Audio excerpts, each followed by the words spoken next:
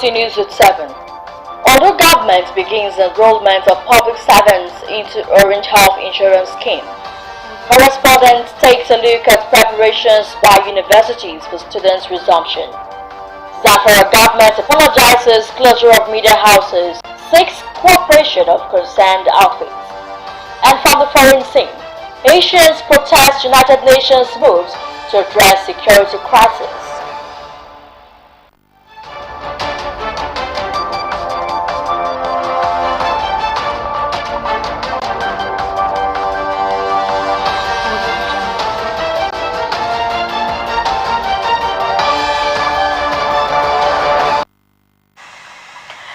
Good evening and thank you for joining us on the news tonight. My name is Timile Falade. The Ondo State Contributory Health Commission has commenced enrollment for public servants into the Orange Health Insurance Scheme, Oringate. The scheme is designed for civil servants to benefit from quality healthcare delivery in the state from accredited public and private hospitals in the state.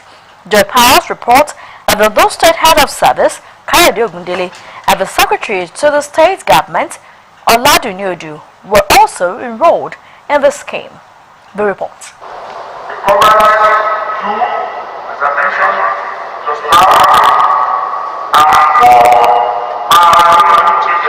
The Ondo State Government last month flagged off its Orange Health Insurance Scheme for public servants under the Ondo State Contributory Health Commission towards ensuring that citizens get adequate health care.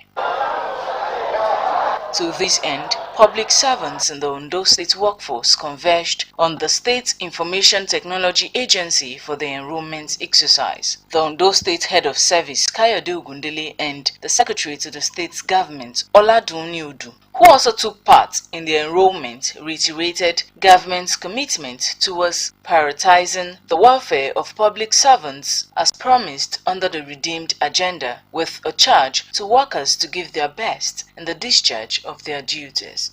It is the beginning of better days for us as workers in the state. And all we are expected to do is just to appreciate what government is doing by reciprocating in giving our best. We know our governor means so well for us, and he has assured us at so many fora that he has a social contract signed with the people of Ondo State for their welfare. Part of the healthcare is what you are seeing now.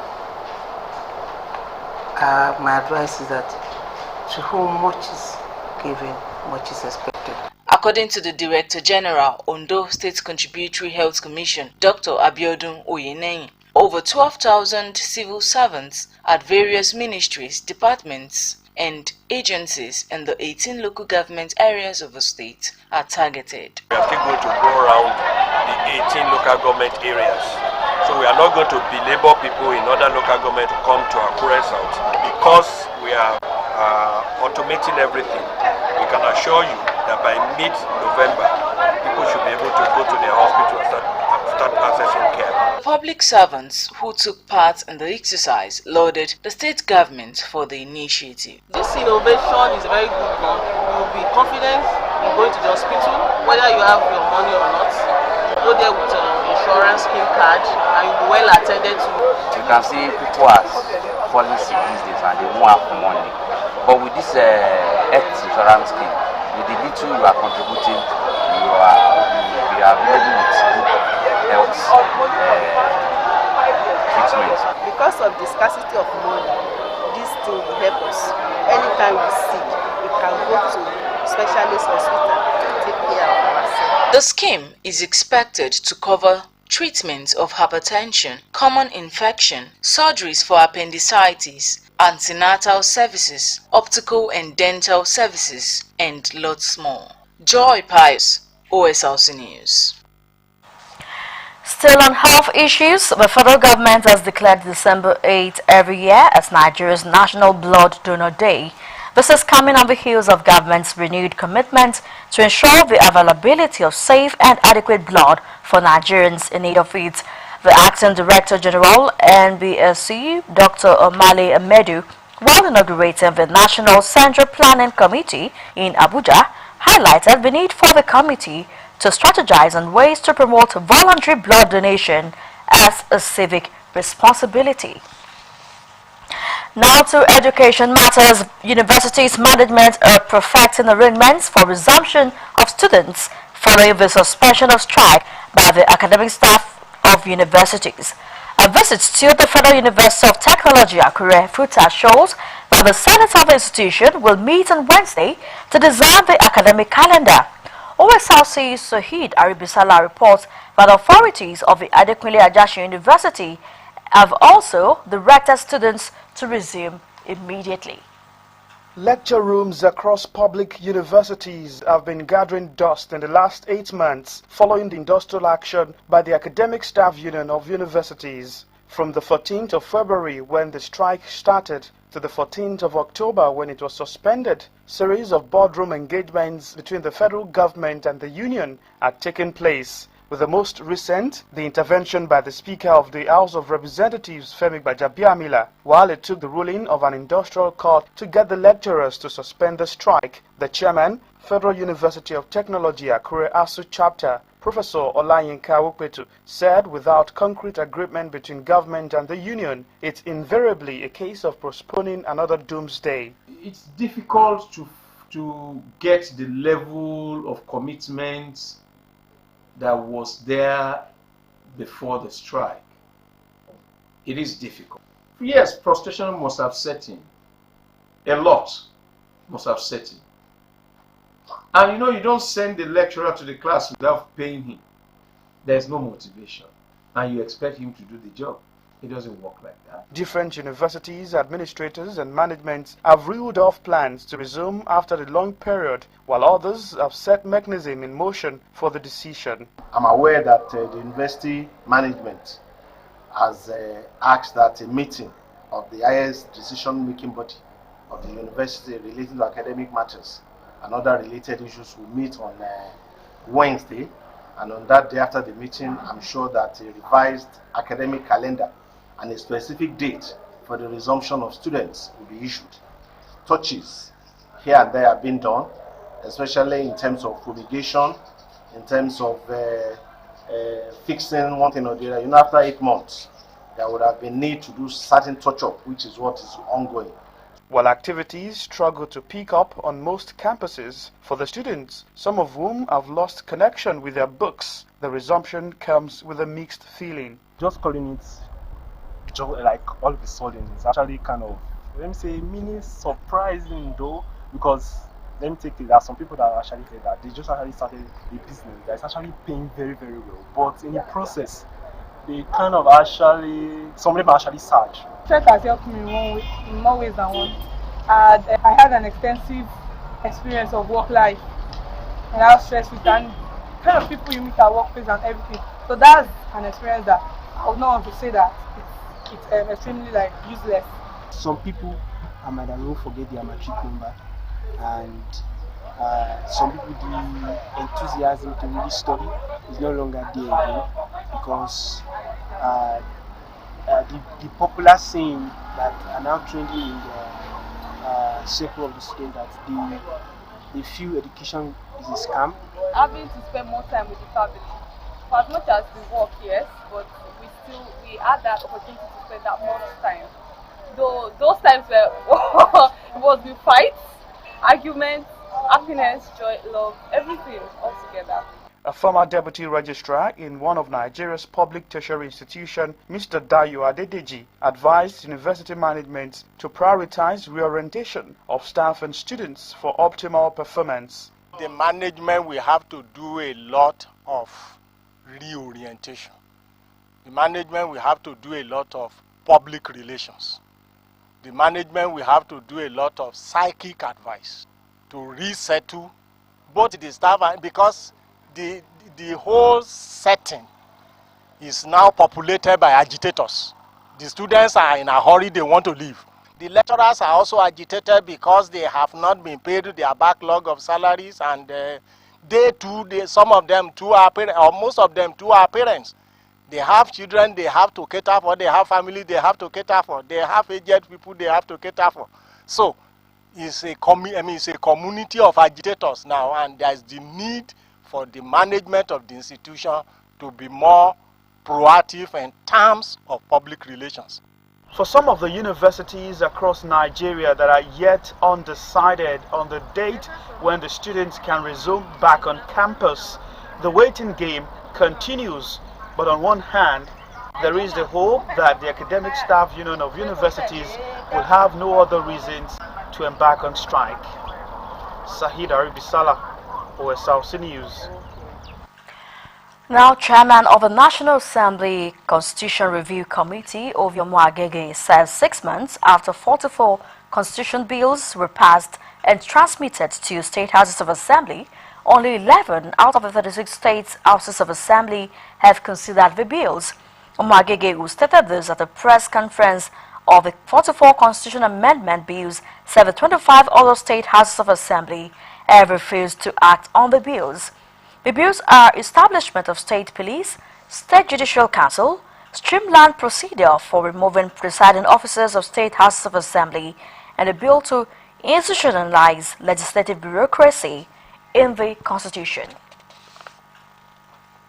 So formally ushering the 2022-2023 legal year, the Chief Justice of Nigeria, Olukayode Ariwola, will inaugurate 62 senior advocates of Nigeria on November 28 this year. A statement by the Supreme Court's Director of Press and Information, Dr. Konde Festus, indicated that the earlier announced date of November 21 this year for the ceremony had to be shifted to November 28 to accommodate other programs slated for the court's new legal year. The statement said though the court had started sitting since September 12, the new legal year ceremony is now being formally held in line with tradition. It said as part of the 8-long program, the Chief Justice of Nigeria will deliver a State of the Judiciary address, which is to highlight the performance of the Supreme Court and, by extension, the judiciary in the outgoing 2021-2022 legal year. Now to electoral matters. The Independent National Electoral Commission has expressed worry over the clashes between opposing parties and their supporters during the ongoing campaigns across the country. The INEC chairman, Mahmoud Yakubu, stated at the training of master trainers on technologies for the 2023 general election that the cause of clashes among parties and their supporters in some states of the country during electionary campaigns is worrisome. He cautioned parties and supporters to focus on issues and stay clear of attacks on each other. We'll take a quick break on OSRC News at 7. Do stay with us.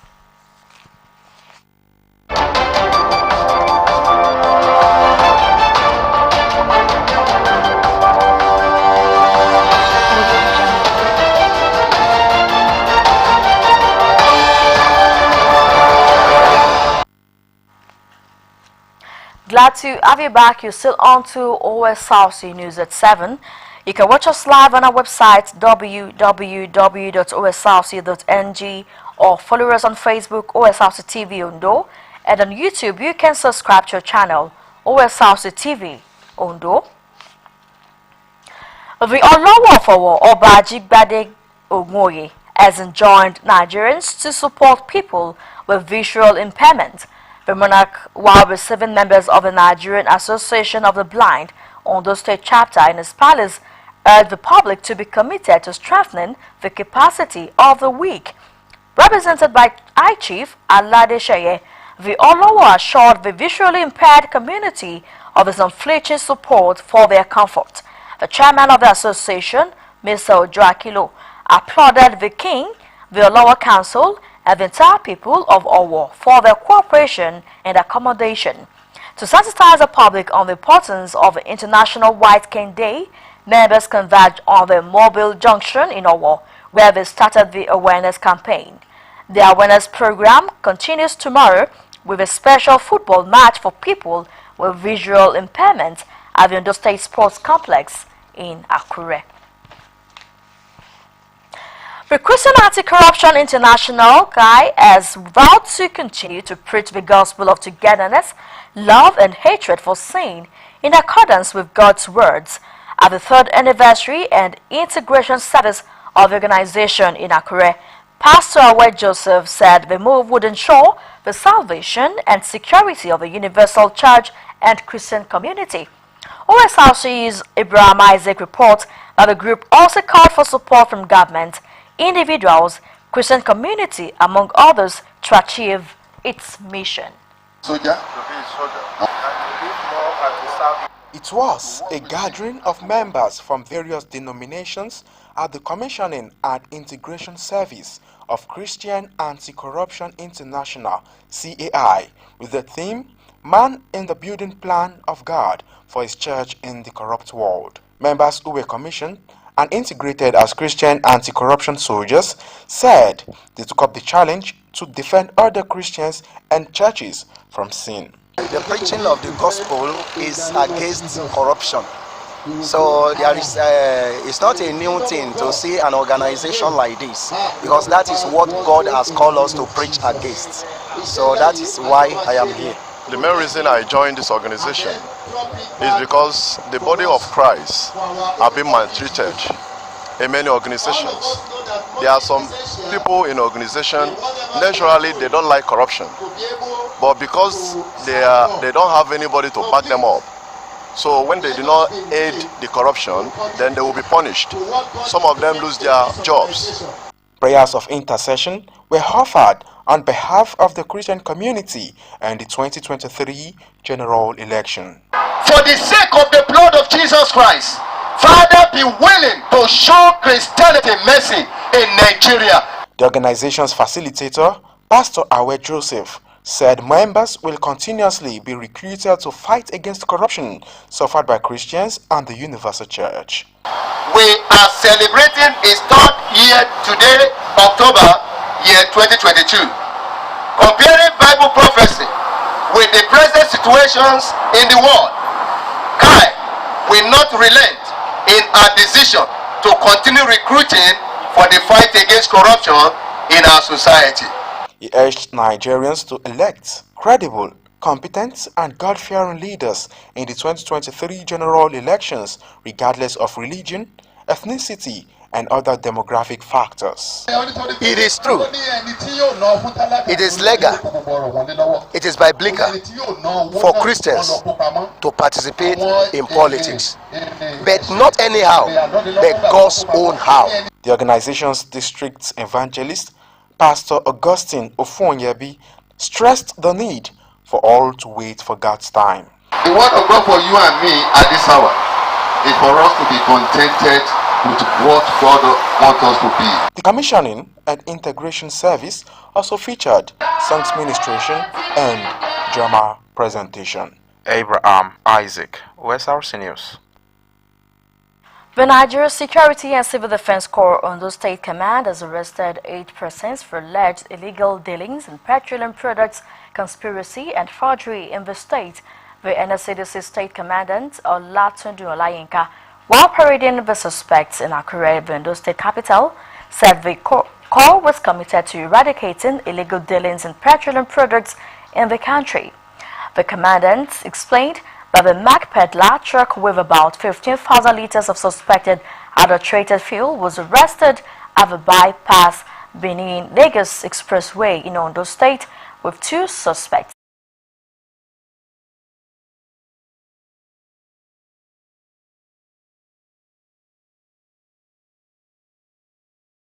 Infrastructure. Zamfara State government has apologized for shutting down 5 broadcast stations in the state. The affected media stations are the Nigerian Television Authority (NTA), Pride FM, Gamji Television, and FM Al Umma Television.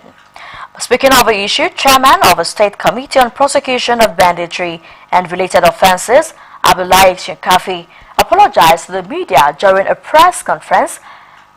He said that based on the controversies generated by the government's decision and the power given to NBC, the government cannot shut down any broadcasting organizations.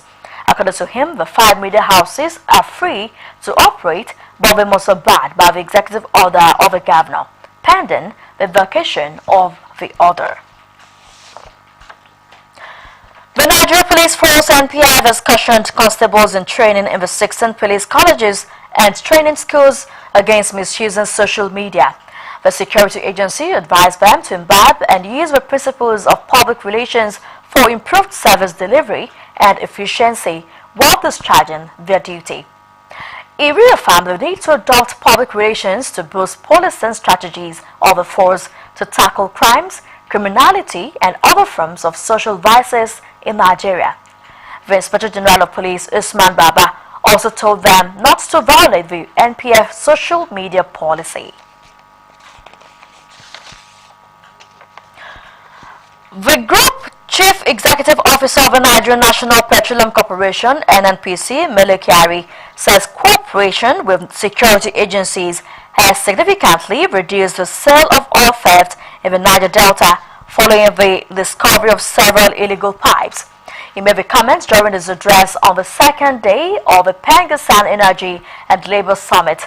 Mr. Kyari added that he is optimistic the country will have access to more crude and revenue in the coming weeks. And now to the foreign scene, United Nations Secretary General Antonio Guterres says action is needed to end the blockade of a key port by gangs and allow fuel and aid to reach the country. Thousands of people have protested in the capital of Haiti as the United Nations discussed measures to address the country's dire security crisis.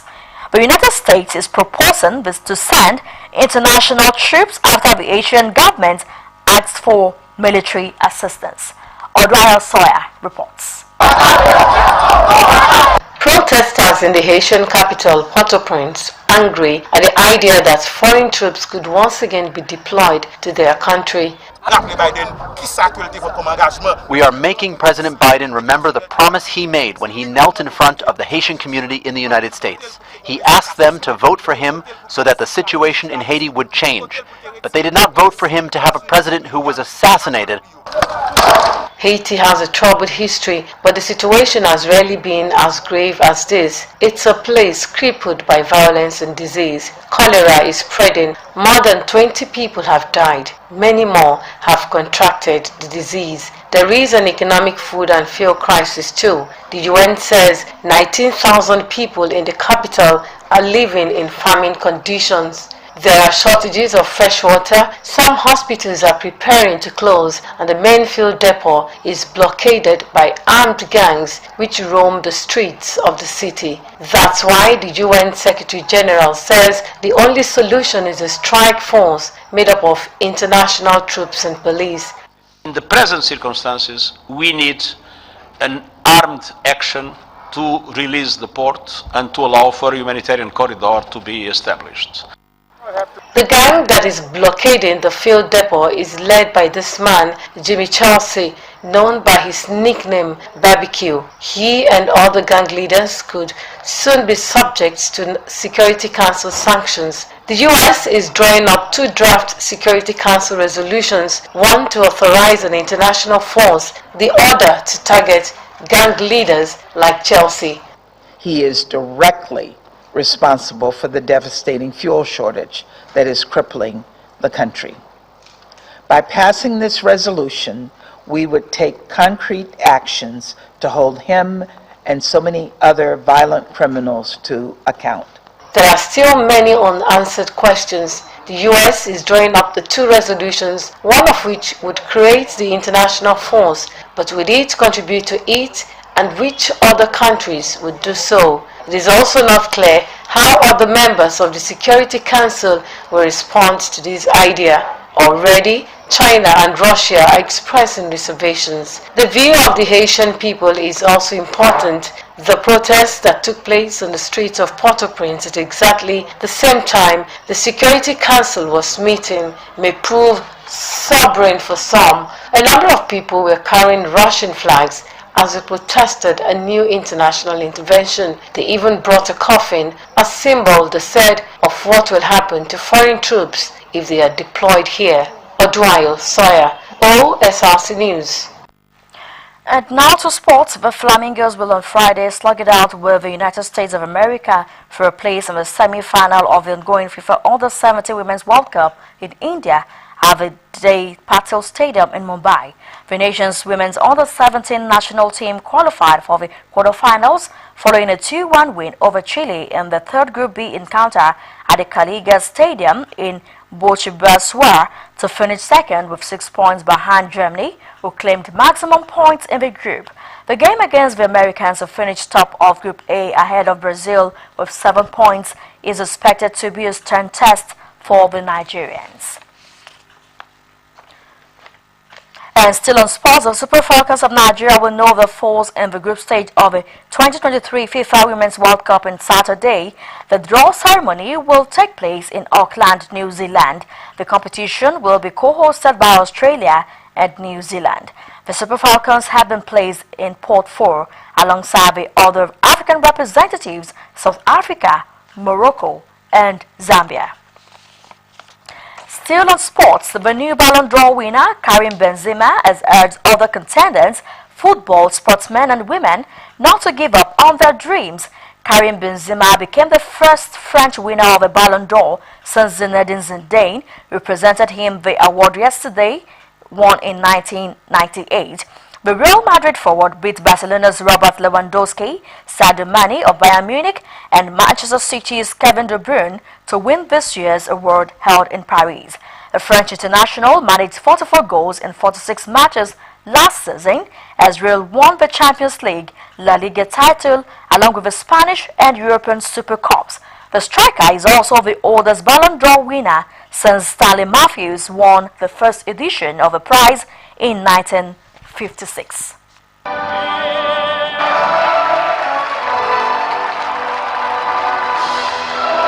2022 et je suis ravi de cette récompense. C'est pour toi, Karim Benzema. It is indeed Karim Benzema, the fifth Frenchman to win the Ballon d'Or, first since Zidane in 1998. And recognition for Benzema after what was an outstanding season for Real Madrid, back in the French team as well. Quelques mots pour lui. Helps Real Madrid win both the Spanish League crown and the Champions League. Le 66e Ballon d'Or. The winner of the 66th. 2022 Ballon d'Or winner Karim Benzema there. Before we go on the news tonight, let's take another look at the major stories. The Ondo State government has commenced the enrollment of public servants into the Orange Health Insurance Scheme with a promise of quality health care delivery. Few days after the suspension of the 8-month Osrc strike, universities have stepped up preparations to resume academic work. The Zamfara state government has apologized for shutting down 5 broadcast stations in the state. And from the foreign scene, Asians have protested calls by the United Nations Secretary General Antonio Guterres to deploy military assistance to the country in a bid to address the prevailing security crisis. That's the news. Thank you for watching. Good night.